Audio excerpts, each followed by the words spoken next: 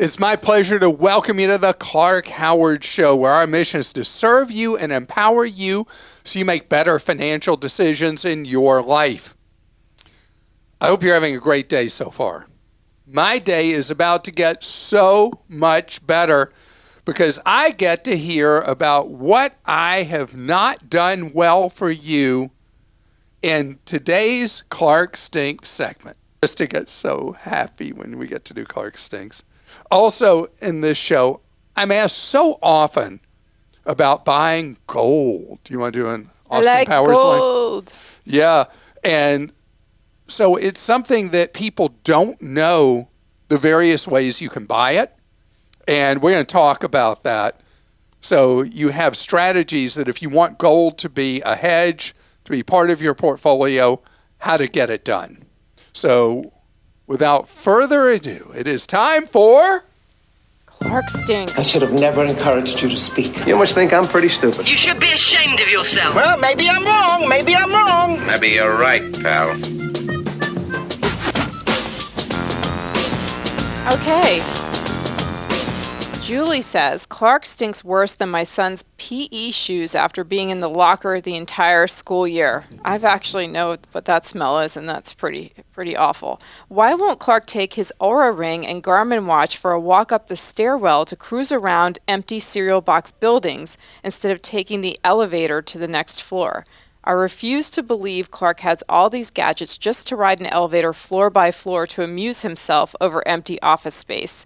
He needs one more device that would remind him to take the stairs. Again, that was Julia. Julia, thank you. Okay, so Julia, you were playing in my ears before I heard you speak because just yesterday I was walking the stairs in a high-rise, and sometimes it starts to bother my knees. I don't know why the down, not the up, bothers my knees. But I like walking upstairs because I've had long time, I think it's mild asthma. My asthma doctor says I have moderate to severe asthma. So I love walking because everything I can do to improve my breathing. I also do all the deep breathing that I learn in yoga. And so stairs are something I actually enjoy walking. Thanks for your podcast and newsletter. On the best credit cards, why do you always talk about Citi Double Cash Card? This was my go-to until I got my Alliant Visa. And you don't talk about the Alliant Visa. It gives 2.5% cash back up to $10,000. Plus, it has 0 foreign transaction fees. Even at Costco, I get 2.5% cash back. What do you have to say, Mr. Howard? Ooh. And we had recently talked about 2.5 cashback cards, so I thought this was... The Alliant card is something that we have reviewed at Clark.com. It's something that I do talk about from time to time, and you're completely right. It's like a brain freeze that I don't talk about the Alliant Visa. It does have the $10,000 monthly cap. You have to do business with Alliant, but as long as you're happy with all that, it's great. I love listening to the podcast, but on a recent episode where Clark was talking about avoiding high gas prices or airfare, he forgot to mention something important: public transit. In cities that have it, using it can save you bundles. In addition, many great cities abroad and some here have great systems. Some cities you won't need to rent a car at all. Aram. Isn't that funny? Because we talked about the public transit option. I just don't do it regularly because so many of our listeners live in places that public transit is not an option, but I am a regular public transit rider. I'm even learning how, because we spend a lot of time in New York now, I've really learned how to ride New Jersey Transit to get over the public bus, to get over to Walmart and Sam's Club, because everything in Manhattan is so expensive. So I go to Jersey on the bus. And Google Maps makes it so easy. If you use Google Maps, you just choose which route you want: walking, driving, public transit, and it'll tell you exactly what buses or trains to get on and when they're arriving and stuff. So it is way easier than it used to be. You extolled the use of a TV antenna. While I agree with your points, you left out any reference to using a DVR. For the most part, this ability is not available unless you are very tech savvy.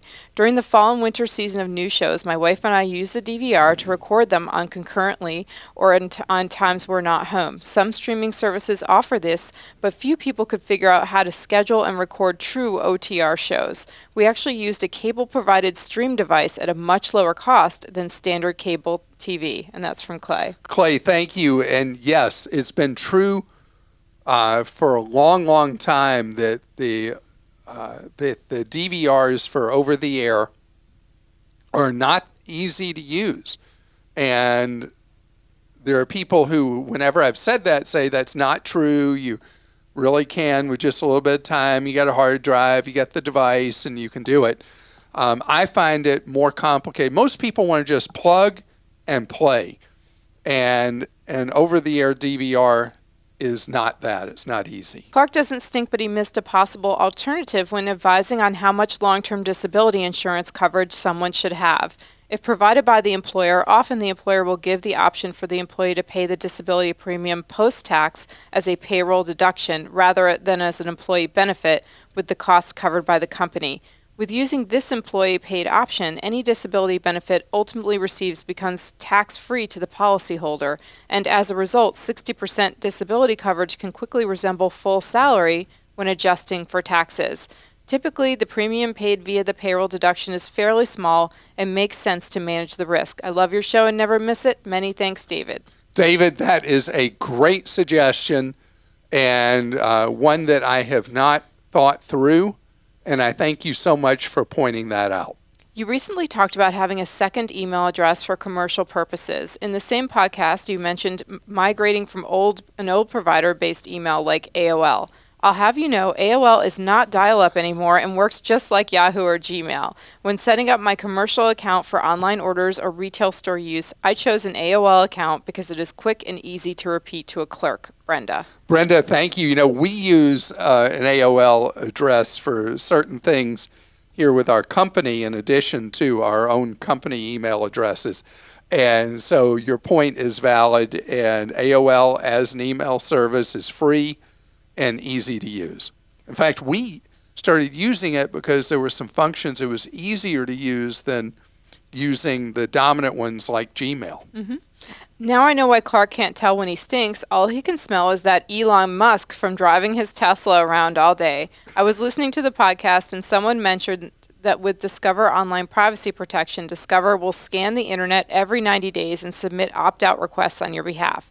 Clark responded with such elation at this great idea, like he had never heard it before. However, this exact benefit was mentioned on his daily newsletter prior by Nick Cole. Come on, Clark, get out of your Tesla and read your own newsletter, Rob. Yeah, Rob, and we have. I apologize for being behind on that, and we have made sure to make people aware. I've done it in my TV work, so people would know about the Discover product, and it's great. If you have a Discover credit card, you're eligible to use this privacy feature every 90 days. And Nick Cole, thank you for your thorough and complete research. And sorry, I missed it. And we did change a procedure because of what happened in that case. And every Friday, I have like a Cliff Notes version to make sure I don't miss anything that we have posted that week, post the next week. I got reminded the following week because I got so much stuff going through my head, because that was terrible that I was like, oh, really? When we already had put that out on Clark.com. Hi, Clark. On one of your recent podcasts, a listener had a question about their Chromebook when it reached its end of life and will no longer receive updates.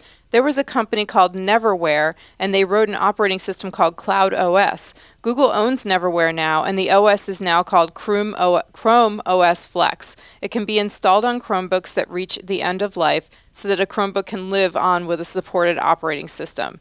And they gave us the web address, so we're going to post that at Clark.com. And again, that's from Jimmy in Mobile, Jimmy, Alabama. Now, Thank you, Jimmy. This is why we do Clark Stinks, and this is why we ask you to be a member of Team Clark, because I'm just a guy, and there's so much stuff going on, and I'll miss part of the picture. I won't know about something, and this is exactly the benefit. We all learn from each other. And that's why I love it.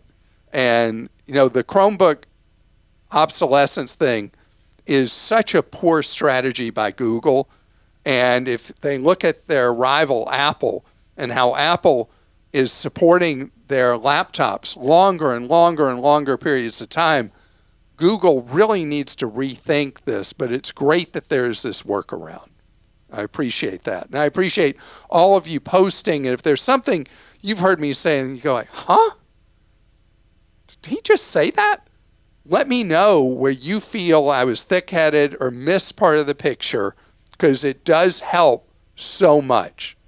And straight ahead, I know that my comments about gold have been really complicated over the years. But I want to tell you, gold is really, really, really something people are looking at right now. So how do you make gold part of your portfolio? I'm going to talk about that. It's such a hard thing when you try to figure out how to spend your money that you're putting aside for the future, and you don't want to be in the straitjacket of just stocks and bonds, the classic standard portfolio. And you want to look at alternatives. By the way, when I talk about stocks and bonds, I'm not talking about stocks and bonds directly, although there are people who do those.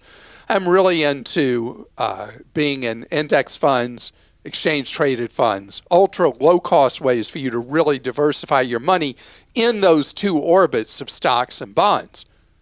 But there are a lot of other things. There's owning real estate various ways, and I've tried to explain over time investing in real estate where you do it through a fund rather than owning a piece of real estate itself if that's not practical in your life. And then the alternatives. The last few years, the biggest pandemic puppy in the world has been Bitcoin and all the cryptos. And that's a tough road right now.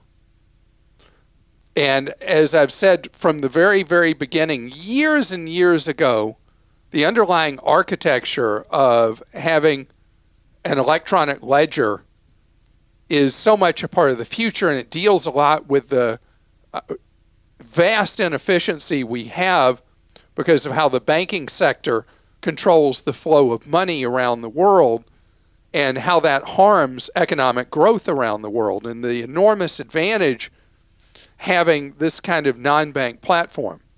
But the platform, the underlying thought process of having an electronic ledger, a digital ledger, is different than what's gone on in the last couple of years with all the speculation in the latest crypto and people looking for something that would climb to the sky and beyond, into the solar system, even into the galaxy and beyond.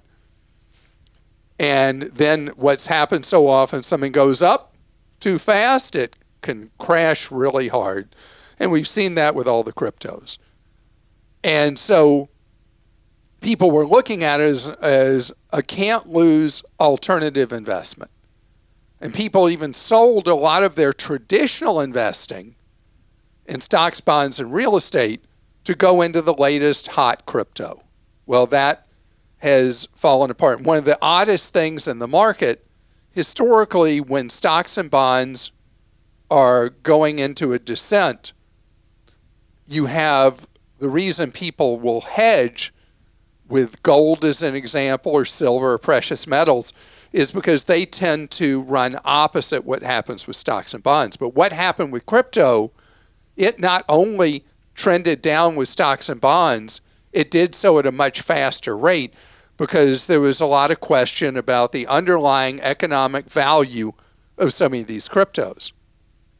And so people who thought of crypto as a modern replacement for having a hedge and having something like gold and silver and precious metals, well, they got burned.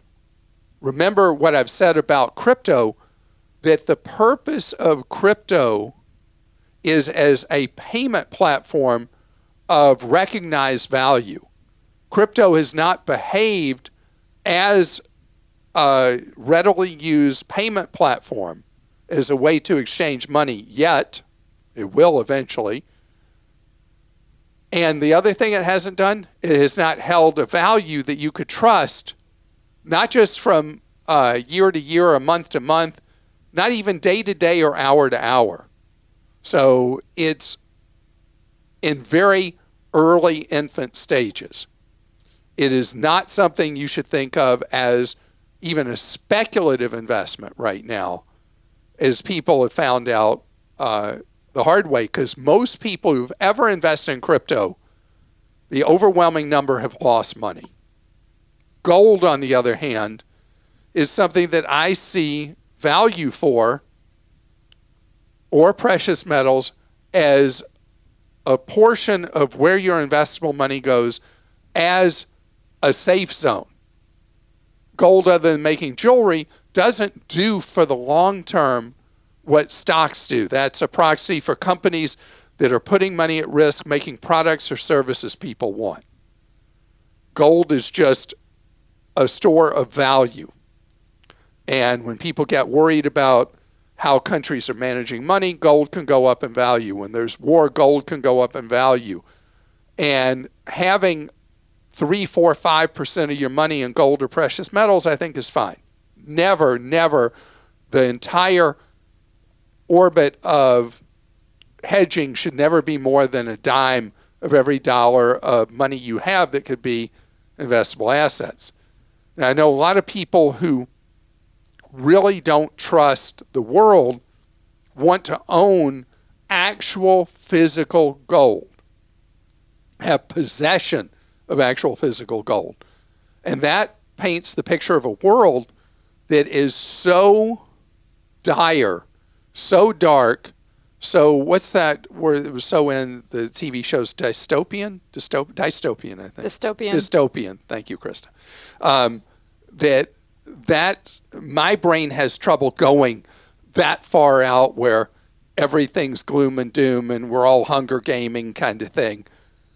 So having gold as part of a world that may have troubles from time to time, but not the end of the world kind of thing, that would require that you have the actual physical gold. And if that's how you feel and you want to have the physical gold, go for it.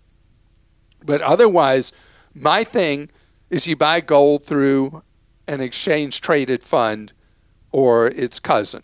You can buy, there are many very low-cost ones now where you can own gold and you can buy and sell it at will. You don't have to worry about storing it. You don't have to worry about it getting stolen, any of those things. I have a very simple, short guide to how you do that at Clark.com. Its cousin is the ETN? The ETN, Exchange Traded Note. Right. Okay.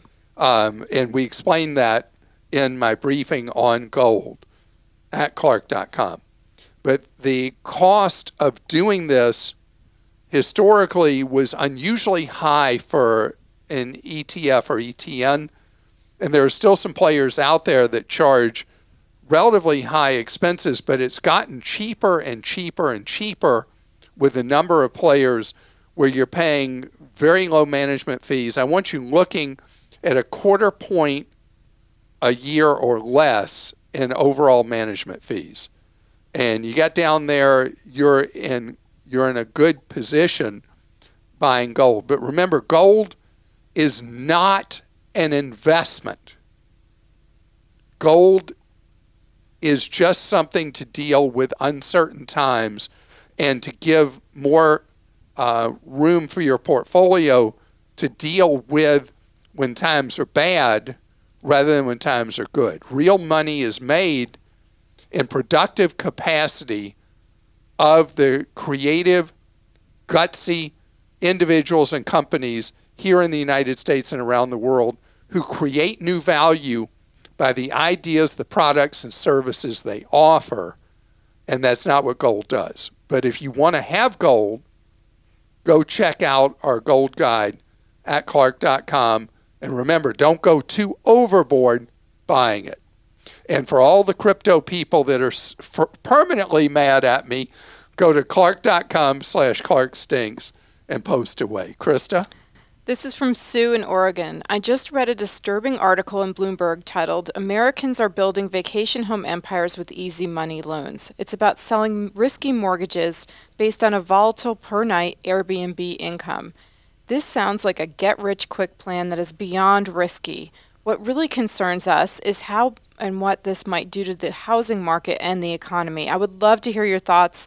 And no, as a Clark Wise listener, I am not thinking of doing this. Okay, so the Airbnb thing as an investment.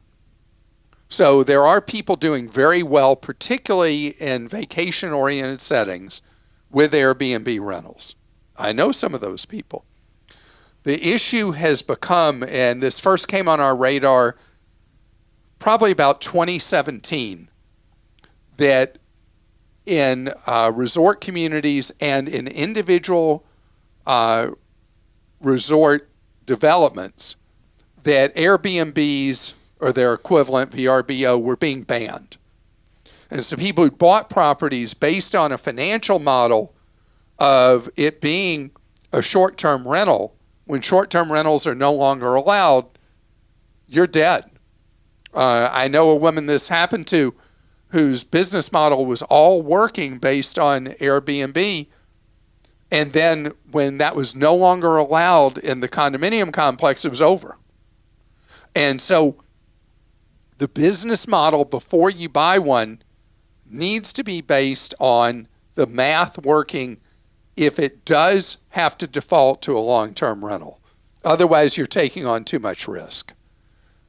Where's the housing market if it weakens any appreciable amount? Where's that going to happen? It happens in vacation home communities, not in primary home communities.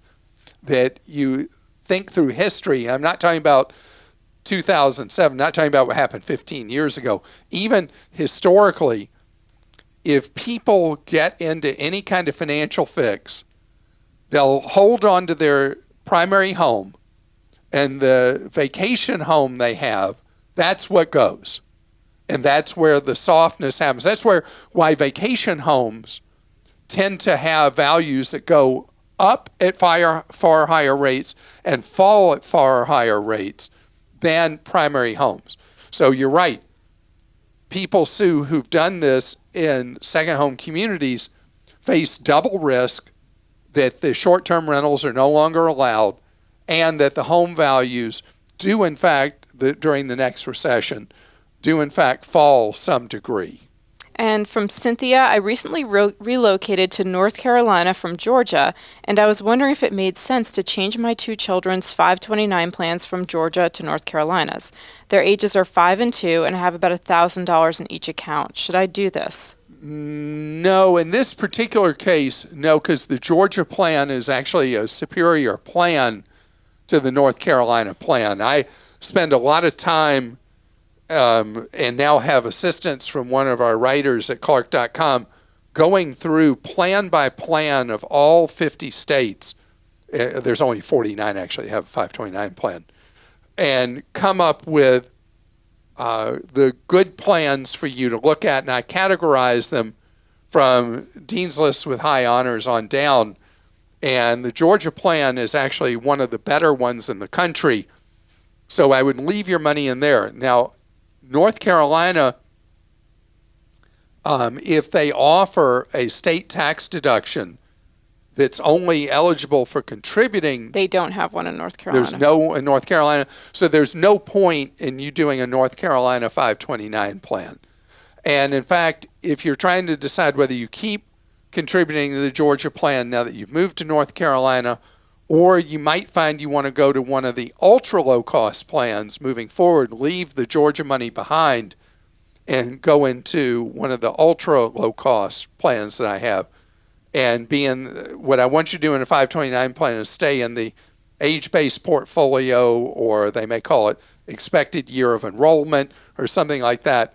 Those are my favorite version of these 529 plans. Anytime you have to deal with a salesperson to buy any 529 plan, it's a disaster for your kid's education. The expenses are so outrageously high for commissions and expenses. Whenever there's a salesperson involved in a 529 plan, run the other way as fast as you can, like at the speed of an Olympian, run away from that 529 plan offer. Adam in Ohio says, my wife just accepted a new job with an employer offering a Roth 401k. However, after reading through her benefits materials, it appears that it is through an insurance company. The actual target date fund she will be investing in is managed by a normal financial company. Will the insurance company likely be adding fees on top of the normal fund expenses? I know you would typically advise taking the match and contributing the rest into a Roth IRA, but is there ever a point where someone would be better off without the match and all in on a Roth IRA?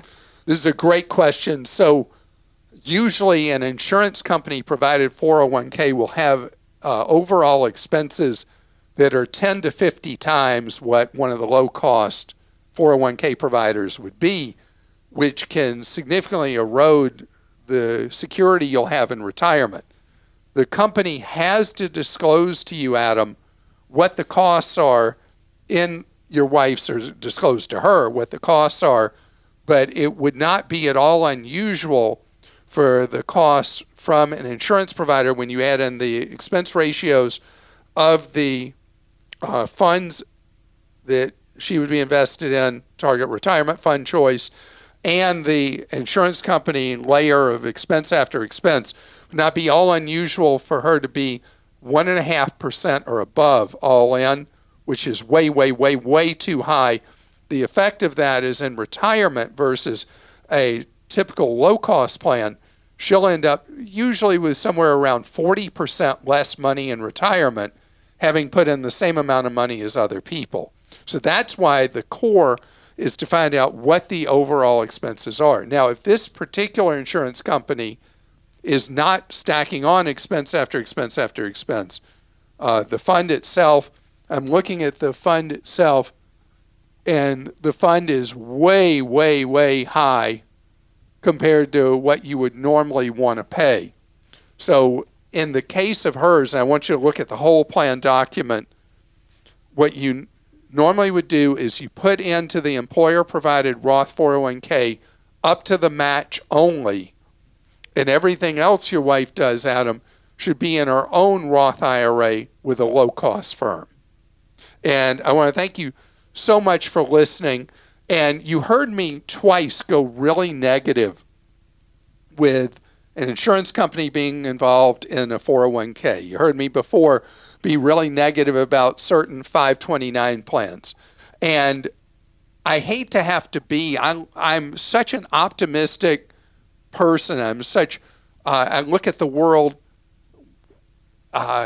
unusually optimistically, that's just who I am. And then you hear me go so negative about stuff like this. And it's just because in investing, what we don't know can hurt us so much. And in the investing world, you have these situations with these ultra high costs and massive commissions, and you can end up going backwards. You can end up, after many years, like so many school teachers do, with less money after 30 years of working and putting money into a 403B plan, ending up with less money at the end of the road than what they actually contributed because of all the endless junk fees. So it's important for me to tell you this is how the game's played, and you want to work hard for your money. You want to work hard for your long-term security, and that's why you hear me set off a 5-alarm fire bell every time it comes up with these kind of plans that you got to know